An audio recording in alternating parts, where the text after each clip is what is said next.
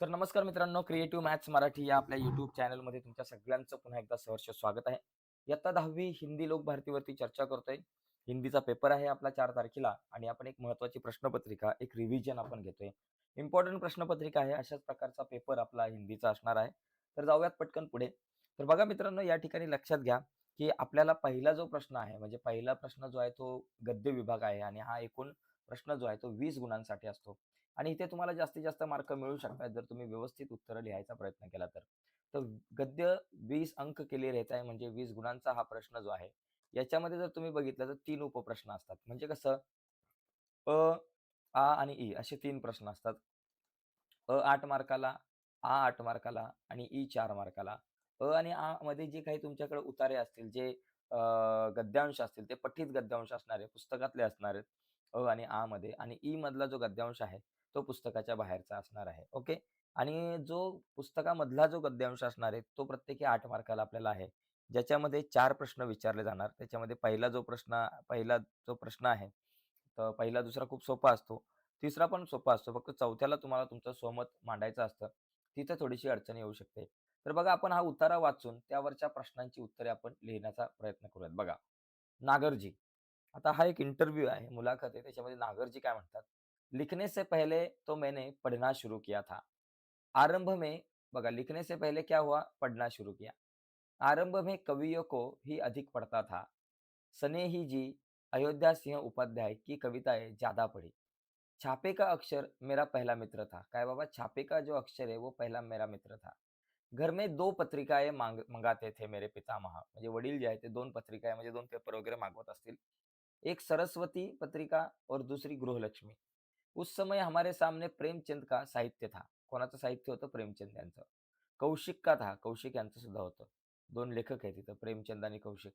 पुढे बघा, आरंभ में बंकिम के उपन्यास पढ़े. किसके? बंकिम के उपन्यास पढ़े. शरद चंद्र के बाद में शरद चंद्र के बाद में त्याच्यानंतर शरद चंद्रचे वाचले.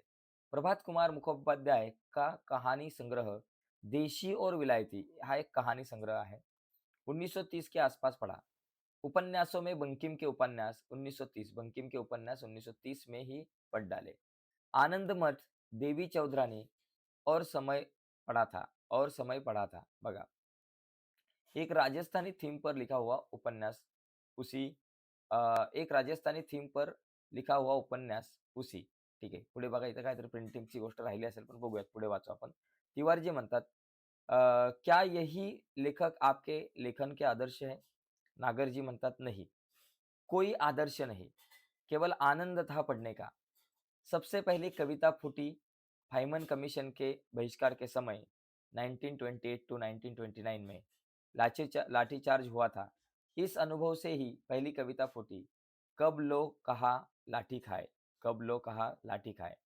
इसे ही लेखन का आरंभ मानिये. आता या ठिकाणी बघा, जर तुम्ही प्रश्न पाहिलं तर पत्रिका आहे. कुठली 2 पत्रिका होती?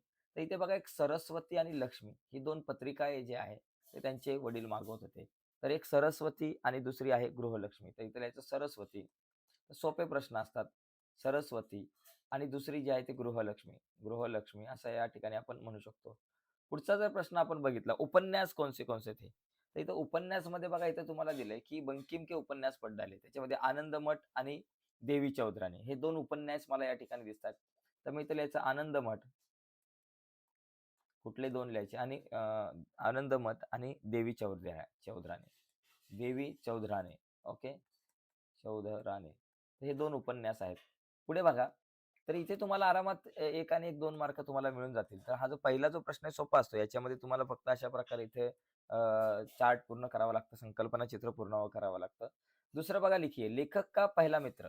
बघा, इथे छापे का अक्षर दिलेलं आहे. छापे का अक्षर मेरा पहला मित्र था. तर इथं लिहायचं छापे का अक्षर. लेखक का पहिला मित्र, छापे का अक्षर. छापे का अक्षर हे उत्तर असणार आहे. का अक्षर हा जो आहे लेखकाचा पहिला मित्र आहे. दुसरा, लेखक की पहिली कविता. बघा, सगळ्यात शेवटी दिलंय. पहिली कविता फुटी कब लो कहा लाठी खाय. तर इथे येईल कब लो कहा लाठी खाय. तर इथे येईल कब लो कहा लाठी खाय. कब लो कहा लाठी खाय. कहा लाठी खाय. कब लो लहा कहा लाठी खाय. झालं. तर अशा पद्धतीने मित्रांनो आपल्याला या प्रश्नाचं उत्तर लिहिता येईल. एकदम सोपं आहे. पुढे बघा गद्यांश में ढूंढकर लिखिए. प्रत्यययुक्त शब्द असे कुठले शब्द आहे, की जे प्रत्यययुक्त शब्द आहे? बघा याच्यामध्ये जर प्रत्यययुक्त शब्द म्हणजे जिथे त्याला प्रत्यय लागलेला आहे, अशा प्रकारचे शब्द आपल्याला पत्रिका ए बघा पत्रिका होतं, पत्रिका ए या ठिकाणी असे असू शकतं किंवा या ठिकाणी आपण शोधण्याचा प्रयत्न करू. विलायती, विलायत आहे, विलायती हा एक पत्रिका हा जो शब्द आहे विलायती, हा सुद्धा शब्द जो आहे तो सुद्धा तुमचा कुठला शब्द आहे? प्रत्यययुक्त शब्द आहे. त्याचबरोबर राजस्थानी हा सुद्धा प्रत्यययुक्त शब्द आहे. तुम्ही विलायती लिहा, राजस्थानी लिहा किंवा पत्रिका ए लिहा. आपण विलायती किंवा राजस्थानी लिहू. विलायती, विलायती किंवा राजस्थानी. राजस्थानी. तर एकदम सोपा प्रश्न होता मित्रांनो, काय अवघड नव्हतं. ऐसे 2 शब्द जिनका वचन परिवर्तन नाही होता. तर याच्यामध्ये घर आणि मित्र यांचे वचन परिवर्तन नाही होत. त्याच्यामुळे घर आणि मित्र हे 2 शब्द याच्यामधून तुम्हाला मिळतील. पुढे चौथा प्रश्न आहे, पढोगे तो बढ़ोगे. इस विषय पर 25 से 30 शब्द में अपने विचार लिखिए. तर बघा मित्रांनो, वाचाल तर वाचाल त्याला आपण म्हणतो. वाचाल तर पुढे जाल, अभ्यास कराल तर पुढे जाल, शिकाल तर पुढे जाल. याचा अर्थ असा होतो. तर याच्यामध्ये तुम्ही लिहू शकता, की अभ्यास केल्याने किंवा शिक्षणामुळे आपल्याला शिक्षणामुळे आपले विचार प्रगल्भ होतात आणि शिक्षण घेतल्यामुळे आपल्याला बरचसं ज्ञान मिळतं आणि त्या ज्ञानाच्या जोरावरती आपण भविष्यामध्ये खूप चांगली भरारी घेऊ शकतो. चांगल्या ठिकाणी कामाला लागू शकतो. तर अशा पद्धतीने तुम्हाला तुमचे विचार या ठिकाणी लिहायचे. म्हणजे कसं, की शिक्षणाचं महत्त्व खूप जास्त आहे, की शिक्षणामुळे आपल्या बुद्धीचा विकास होतो मोठ्या प्रमाणामध्ये. त्याचबरोबर मोठ्या-मोठ्या पदावरती आपण जाऊ शकतो. ते शिक्षणामुळेच आहे. शिक्षणामुळे आपल्याला आपलं जे जीवन आहे, ते चांगल्या प्रकारे आपल्याला जगता येऊ शकतं. धंदा, व्यवसाय, नोकरी या सगळ्या गोष्टी आपल्याला खूप चांगल्या प्रकारे करू शकतात मिळू शकतात, करता येऊ शकतात. तर या पद्धतीने तुम्हाला लिहू शकता, की बाबा शिक्षा जो है, शिक्षा हमारे बुद्धि का विकास करती है. उसी के साथ बड़े-बड़े पदों पर हम आसीन हो सकते हैं शिक्षा की वजह से. शिक्षा का महत्व बहुत है। जीवन मनुष्य में जो कुछ कर सकता है, बहुत बड़ी-बड़ी कामें, धंधा कर सकता है, व्यवसाय कर सकता है, नौकरी कर सकता है या फिर छोटा-मोटा काम कर सकता है। तो वो काम करते समय अगर उसके पास शिक्षा होगी उस काम की, अगर उसने शिक्षा ली होगी, तो वो काम अधिक बेहतर कर सकता है. तर अशा पद्धतीने तुम्हाला हे लिहिता येईल. पुढचा सुद्धा सेम असाच आहे. अशाच पद्धतीनं तुम्हाला पठित गद्यांश येऊ शकतो 8 मार्काला. 4 प्रश्न असतात. इथे सुद्धा असंच आहे. पहिला प्रश्न संजाल पूरा कीजिए, आकृती पूरा कीजिए असा असतो. दुसरा प्रश्न या ठिकाणी तुम्हाला बघा आहे आणि तिसरा आहे. तर ही प्रश्न सेम तसेच असणार आहे, जसे मगाच्या उत्तरामध्ये होते, तसेच प्रश्न इथं असणार आहे. आपण आता काय करू, निम्नलिखित अपठित गद्यांश जो आहे, तो वाचून त्यावरच्या प्रश्नांची उत्तरं लिहिण्याचा प्रयत्न करूयात. तर पहिली गोष्ट हा उतारा आपण वाचू. जापानी और चीनी वैज्ञानिकों के को ने भूकंप आने से कुछ दिन पूर्व जीव जंतुओं की गतिविधियों के आधार पर चेतावनी देने का प्रयत्न किया। वास्तव में 4 फरवरी 1975 को चीन चीन के हाइचिंग क्षेत्र में आए भूकंप का पूर्वानुमान पूर्वानुमान चीनी वैज्ञानिकों ने भूकंप आने के कुछ दिन पूर्व में ही मेंढकों व सांपों के अपने बिलों से एकाएक बाहर निकल आने, मुर्गियों की बेचैनी और अपने दबरों से दूर भागने तथा कुत्तों के भौंकने और लगातार इधर-उधर भागने के आधार पर काफी सफलतापूर्वक किया था। परंतु वही वैज्ञानिक 1976 के विध्वंस भूकंप की पूर्व सूचना नहीं दे सके। महाराष्ट्र के भूकंपों के पूर्व भी वहाँ निवासियों ने ऐसा दावा किया है कि पालतू पशु विचित्र व्यवहार कर रहे थे। जीव जंतुओं के विचित्र व्यवहार के अतिरिक्त भूकंप पूर्व मिलने वाले कुछ मुख्य संकेत जिन पर वैज्ञानिक बिरादरी एकमत है. आता इथं बघा चीनी वैज्ञानिकों द्वारा भूकंप आने के पूर्वानुमान लगाने के आधार. तो इनके जो आधार थे, तो जो आधार ते पूर्वानुमान म्हणजे भूकंप येण्याच्या अगोदर जी सिच्युएशन आहे कशी होती, म्हणजे भूकंप येण्याच्या अगोदरचे जे काही अनुमान आहे, ते नेमके यांनी कुठले लावले होते, तर ते आपण या ठिकाणी समजून घेऊयात बघा. सगळ्यात पहिला मुद्दा होता, की बाबा इथे ते पूर्वानुमान जे आहे, तर इथं एका मिनिटात आपण जरा चेक करू. हां, तर त्याच्यामध्ये बघा काय-काय होतं, तर इथे पहिली गोष्ट बघा इथं बऱ्याच गोष्टी आहेत. तर याच्यामध्ये आपल्याकडे आहे, की काही दिवस आधी बघा इथे आहेत, की बाबा हां बघा, भूकंप आने के कुछ दिन पूर्व मेंढकों व सांपों के अपने बिलों के एकाएक बाहर निकल आने एक आहे. दुसरं मुर्गी की बेचैनी और अपने दरबों से दूर भागणे तथा कुत्तों के भौंकने और लगातार इधर-उधर भागने के आधार. तो अशा पद्धतीने तुम्हाला ह्या सगळ्या गोष्टी इथं लिहू शकताय हा मुद्दा. पुढचा आहे भूकंप से होने वाली हानि से बचने के उपाय इस विषय पर 25 से 30 शब्दों में अपने विचार लिखे. बघा भूकंपापासून होणारी जी हानी आहे तिच्यापासून जर वाचायचं असेल, तर या संदर्भात आपल्याला इथं 20 ते 25 शब्दात तुमचे विचार लिहायचे आहेत. म्हणजे भूकंप एक भयानक आपदा है, असं आपण म्हणू शकतो. इसे टाला नहीं जा सकता, पर कुछ ऐसी सावधानियां बरतने पर इससे होने वाली क्षति जो है, उस स्थिति से थोड़ा बहुत हम बचाव कर सकते हैं। तो जिसमें क्या लिख सकते हैं हम कि बाबा भूकंप आने पर सबसे पहले जल्द से जल्द हम घर या कार्यालय में हो गए, घर में हो गए या फिर स्कूल में हो गए, तो वहां से हमें बाहर आना है। और बाहर आने के बाद खुले मैदान में हमें खड़ा रहना है, ताकि अगर भूकंप से कोई इमारत गिरती है, घर गिरता है, तो उसकी क्षति से हम बच सके। ओके। और दूसरी चीज है कि ऊँची बिल्डिंग से पहले सबसे पहले हमें बाहर आना चाहिए। ऊँची बिल्डिंग में हमें नहीं रहना चाहिए। उसी के साथ लिफ्ट का भूलकर भी उपयोग नहीं करना चाहिए। अगर हम ऊँची बिल्डिंग में हो और हमें नीचे आना है, तो उस समय लिफ्ट का उपयोग नहीं करना चाहिए। सीढ़ियों से हमें आना चाहिए, बिकॉज़ भूकंप जो है, वो बिजली खंडित हो क सकती है भूकंप के वजह से। अगर बिजली खंडित हुई तो आप लिफ्ट में अटक सकते हो। तो ऐसी कुछ चीज़ों के ऊपर हमें ध्यान देना चाहिए भूकंप आने के बाद। ओके? तो देखो आगे जाते हैं। आगे का जो हमारा क्वेश्चन है विभाग 2 पद्य विभाग, जो 12 अंक का रहता है। जिसमें क्या रहता है कि 2 कविताएँ के 2 प्रश्न रहते हैं, उसमें 2 कविता रहते हैं और कविता के आधार पर हमें क्वेश्चन लिखने पड़ते हैं। जहाँ यहाँ देखिए एक क्वेश्चन दिया है कि एक कविता दी है कि निम्नलिखित पठित पद्यांश पढ़कर दी गई सूचनाओं के अनुसार कृतियाँ कीजिए। मैं लरज कर बोला, मुद्राएँ आप मेरे मुख पर देख लीजिए। वे खड़े होकर कुछ सोचने लगे, फिर शयन कक्ष में घुस गए और फटे हुए तकिए की रुई नोचने लगे। उन्होंने टूटी अलमारी को खोला, रसोई की खाली पीपियों को टटोला, बच्चे की गुल्लक तक देख डाली, पर सब में मिला एक ही तत्व खाली। कनस्तरों को, मटकों को ढूंढा, सब में मिला शून्य ब्रह्मांड. बघा म्हणजे काहीच कुठं नाही मिळालं चोरांना. संजाल पूरा कीजिए. ये वस्तुएं खाली थी. तो खाली क्या क्या थी? देखो एक तो उन्होंने टूटी अलमारी खोली, वो भी खाली थी. ओके। वो उसके बाद उन्होंने जो है खाली पीपिया पीपिया जो है वो भी रसोई की पीपिया खोली, वो भी खाली थी. बच्चों का गुल्लक जो है वो भी खाली था. तो ये सब जगह पे उनको खाली, देखो मटकों को ढूंढा, मटके भी खाली थे। ये चार चीजें आप यहाँ लिख सकते हो कि बाबा एक तो है कनस्तर भी, देखो यहाँ अगर कनस्तरों को भी देखा वो भी खाली थे। तो इन सब चीजों में से चार चीजें आप लिख सकते हो कि रसोई की पीपिया आप यहाँ लिख सकते हो, पीपिया, रसोई की पीपिया आप यहाँ लिख सकते हो। उसी के साथ बच्चों की गुल्लक भी खाली थी, बच्चों की गुल्लक भी यहाँ खाली थी। ओके। और उसके साथ यहाँ मटके भी खाली थे, मटकों के साथ कनस्तर भी खाली थे, कनस्तर। तो ये चीजें जो है ना वो खाली थी, ठीक है। दूसरी चीज पद्यांश से ढूंढकर लिखो ऐसे शब्द जिनका अर्थ निम्न हो, जैसे कि टीन का पीपा। देखो टीन का पीका पीपा मतलब कनस्तर, जो हमने पढ़ा था कनस्तर, कनस्तर को हम टीन का पीपा कहेंगे। कमरा मतलब क्या? देखो कमला मतलब यहाँ कक्ष है, शयन कक्ष, कमरा मतलब यहाँ कक्ष है, तो यहाँ हम लिख सकते कक्ष। देखो अगला है वचन परिवर्तन करके वाक्य फिर से लिखो। उन्होंने टूटी अलमारी खोली, देखो अलमारी है तो अलमारियों को खोला ऐसे करेंगे, उन्होंने टूटी अलमारियों को खोला।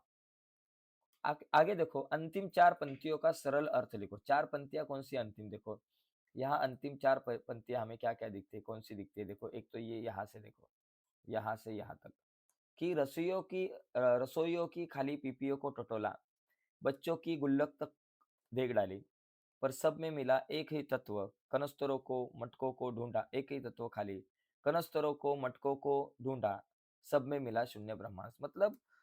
मतलब यहाँ अगर हमने देखा तो कवि क्या कहते हैं कि उन्होंने रसोई घर में पड़ी हुई खाली पीपियों को भी टटोला, जो रसोई घर में पड़ी हुई थी खाली पीपिया, तो उनको भी टटोला, उनको भी देखा। और उसी के साथ उन्होंने बच्चों की गुल्लक तो को नहीं छोड़ा, बच्चों की गुल्लक तो को भी उन्होंने खोल खोल कर देखा, पर उन्हें कुछ नहीं मिला, उन्हें कुछ मिला नहीं, कहीं भी कुछ नहीं मिला, बिकॉज सब कुछ खाली था। आगे देखो उन्होंने घर में पड़े हुए कनस्तरों तथा पानी रखने के जो कुछ मटके हैं उनको भी उन्होंने टटोल कर देखा, और वह सब चीजें उनको खाली मिली, वही भी उनको कुछ नहीं मिला। तो ऐसे इस क्वेश्चन का आंसर आप लिख सकते हो, ठीक है। अंतिम चार ओली का सरल अर्थ। तो ऐसे दोस्तों ये 4 मार्क का एक क्वेश्चन रहता है और दूसरा सॉरी 6 मार्क का क्वेश्चन है। 6 + 6 टोटली हमको ये क्वेश्चन जो है 12 मार्क्स का है। आगे और भी एक कविता है, इस कविता की भी इस तरीके से हमें क्वेश्चन जो है उसके आंसर लिखने हैं, ठीक है? ऐसे ही आप लिख सकते हो।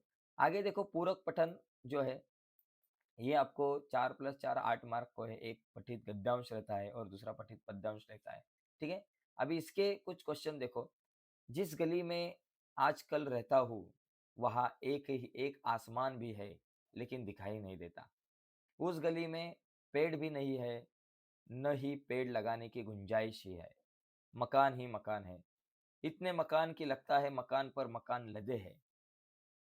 लंद-फंद मकानों की एक बहुत बड़ी भीड़, जो एक सैकड़ी गली में फंस गई और बाहर निकलने का कोई रास्ता नहीं है। जिस मकान में रहता हूँ, उसके बाहर झाँकने से बाहर नहीं, सिर्फ दूसरे मकान और एक गंदी व तंग गली दिखाई देती है। चिड़ियों चिड़ियों चिड़ियों दिखती है, चिड़िया दिखती है, लेकिन पेड़ों पर बैठी या आसमान में उड़ती हुई नहीं। बिजली या टेलीफोन के तारों पर बैठी, मगर बातचीत करती या घरों के अंदर यहाँ वहाँ घोंसले बनाती नहीं दिखती. तर आता इथं आपण हे वाचलं, याच्यावरून बघा चिड़ियों की विशेषताएं क्या है बाबा. चिड़ियों की विशेषताएं क्या है, यहाँ दिखा है कि बाबा देखो चिड़िया है, वो देखो आसमान में उड़ती हुई नहीं दिख रही, बिजली या टेलीफोन के तारों पर चिड़िया बैठी है, चिड़िया बातचीत करती या घरों के अंदर यहाँ वहाँ घोंसले नहीं बनाती। तो ये चीजें आप यहाँ लिख सकते हो कि अ, चिड़ियों की विशेषता है, इस तरह से आपको लिखना है कि चिड़िया दिखती है लेकिन पेड़ों पर बैठी या आसमान में उड़ती नहीं दिखती, एक चीज है। और दूसरी चिड़िया बिजली या टेलीफोन के तारों पर हमें दिखती है, ओके, पर आसपास पर आपस में बातचीत नहीं करती या घरों में यहाँ वहाँ वो घोंसले नहीं बनाती, ऐसे हम लिख सकते हैं। पक्षियों की घटती संख्या, इस विषय पर 20 से 25 शब्दों में अपने विचार लिखिए। तो देखो हम लिख सकते हैं कि बाबा एक समय हम जब सुबह उठते थे तो हमें अलग अलग पंछियों की आवाज आते थे, चिड़ियों की आवाज आते थे, चिड़िया हमारे घर में आती थी। मगर कुछ सालों से ऐसे लग रहा है कि चिड़िया ही नहीं है। कभी कुछ चिड़िया दिखती है तो टेलीफोन के तारों पे दिखती है या फिर या फिर टेलीफोन के तारों पे, या फिर हम यहाँ देखो यहाँ एक उल्लेख किया है, या फिर बिजली के तारों पे हमें चिड़िया दिखती है। मतलब चिड़िया की संख्या जो है, चिड़ियों की या फिर पक्षियों की जो संख्या है वो बहुत बड़े तौर पर घटती जा रही है। मोबाइल फ़ोन का यूज़ हम कर रहे हैं, उसके रेडिएशन से चिड़िया मर रही है। उसी के साथ जो प्रदूषण हो रहा है, उससे भी चिड़िया मर रही है। और चिड़ियों के जो गीत का आनंद है, वो कुछ दिनों से हमें नहीं मिल रहा है। तो आने वाले समय में चिड़िया की संख्या जो है वो और भी घट सकती है। तो ऐसे नहीं होना चाहिए। चिड़िया की संख्या जो है वो बढ़नी चाहिए। उसके लिए हमें काम करना चाहिए, हमें पेड़ लगाने चाहिए, हमारे आसपास का जो वातावरण है उसे हमें स्वच्छ रखना चाहिए, सुंदर रखना चाहिए, प्रदूषण हो ऐसा काम हमें नाही करना चाहिए. अशा पद्धतीने तुम्ही या सगळ्या गोष्टी लिहू शकताय. त्याचबरोबर आ मध्ये तुम्हाला पठित पद्यांश असतो, एक कविता असते. ती कविता वाचायची आहे आणि ती वाचून त्या कवितेवरचे प्रश्न आपल्याला लिहायचे असतात. जसं आहे की हम उस धरती के लड़के हैं जिस धरती की बातें क्या कहिए, अजी क्या कहिए, हाँ क्या कहिए. यह वह मिट्टी जिस मिट्टी में खेले थे ध्रुव से बच्चे, यहाँ ध्रुव से बच्चे। यह मिट्टी हुए प्रहलाद जहाँ जो अपनी लगन के थे सच्चे। शेरों के जबड़े खुलवाकर थे जहाँ भरत दलुती गिनते। जयमल पत्ता अपने आगे थे नहीं किसी को कुछ गिनते। देखो थे नहीं किसी को कुछ गिनते, इस कारण हम तुमसे बढ़कर हम सबके आगे चुप रहिए, अजी चुप रहिए, हाँ चुप रहिए, हम उस धरती के लड़के हैं. बघा या ठिकाणी सूचना के अनुसार ऐसी पंक्ति जिसमें पौराणिक संबंध है, तो आपको यहाँ से एक पंक्ति ढूंढ कर लानी है जहाँ पौराणिक संबंध है. तो यहाँ देखिए यह वह मिट्टी जिस मिट्टी में खेले थे ध्रुव से बच्चे, ये पौराणिक संदर्भ देने वाला एक कविता है, कुछ बातें हैं, ठीक है, तो ये आप लिख सकते हो. ओके. दूसरा है एक ऐसी पंक्ति जिसमें ऐतिहासिक संबंध है. देखो ऐतिहासिक संबंध क्या है बाबा, शेरों से जबड़े खुलवा कर जहाँ भरत दलुती गिनते, तो ये है. और जयमल पत्ता अपने आगे थे नहीं किसी को कुछ गिनते, ही लिखू शकता है. इतिहास हमें प्रेरणा देता है, इस विषय पर 20 से 25 शब्दों में आपको लिखना है. देखो इतिहास जो है, इतिहास बीती बातों को बताता है, लेकिन बीती बातों में कुछ ऐसी घटनाएं रहती है उसमें से हमें प्रेरणा मिलती है और हम आगे बढ़ते हैं. इतिहास इतिहास का अर्थ क्या है कि अतीत से अब तक घटित घटनाओं या उससे संबंध रखने वाले व्यक्तियों का कालक्रम जो है वो इतिहास में रहता है। और प्रत्येक देश का एक इतिहास गौरवशाली होता है, और वो गौरवशाली जब हम इतिहास पढ़ते हैं तो उससे हमें प्रेरणा मिलती है, और उस प्रेरणा से हम आगे जाकर बहुत कुछ अच्छी काम कर सकते हैं. अशा पद्धतीने तुम्हाला याचं उत्तर लिहिता येईल. पुढे बघा, पुढे व्याकरणाचा भाग आहे, व्याकरण आणि भाषा अध्ययन. तर याच्यामध्ये बघा कसं असतं, पहिला जो प्रश्न आहे तो नेहमी काय असतं की निम्नलिखित वाक्यों में से अधोरेखित शब्द का शब्द भेद. देखो, श्रमजीवियों की मजदूरी एवं आमदनी कम है. अभी ये जो कम जो है, ये कम क्या है? ये एक विशेषण है, आमदनी के बारे में ज्यादा इंफॉर्मेशन बताता है. तो ये कम जो है इसको हम क्या कहेंगे? विशेषण कहेंगे. ओके, विशेषता ये बता रहा है. निम्नलिखित अव्ययों से किसी एक अव्यय का अर्थपूर्ण वाक्य में प्रयोग कीजिए. तो ये बहुत सिंपल है. जैसे वाह, क्या बात कही आपने. तो दूसरा है रतन अपने भाई के साथ चला गया, तो के साथ भी आ गया. यहाँ देखिए, यहाँ मुझे क्या करना है, शब्द है, संधि विच्छेद है और संधि का प्रकार. देखो, अतच चेतना. अतच चेतना का मतलब क्या बाबा? अतच चेतना, अंतच चेतना, ऐसे हम लिख सकते हैं, अंतच चेतना. तो ये जो है, ये कौन सी संधि है? यहाँ देखो एक विसर्ग आया है, तो इसको हम विसर्ग संधि कहेंगे. विसर्ग संधि, इसको हम कह सकते हैं कि बाबा ये विसर्ग संधि है. दूसरा सज्जन. सज्जन मतलब सत, और दूसरी बात है जन, सज्जन मतलब संजन. तो यहाँ हो सकता है व्यंजन, व्यंजन संधि. तो ये है व्यंजन संधि, तो इसको हम व्यंजन संधि लिख सकते हैं. तो ऐसे आपको ये चार्ट आएगा 1 मार्क के लिए. दूसरा है, देखिए यहाँ भी आपको 1 मार्क है.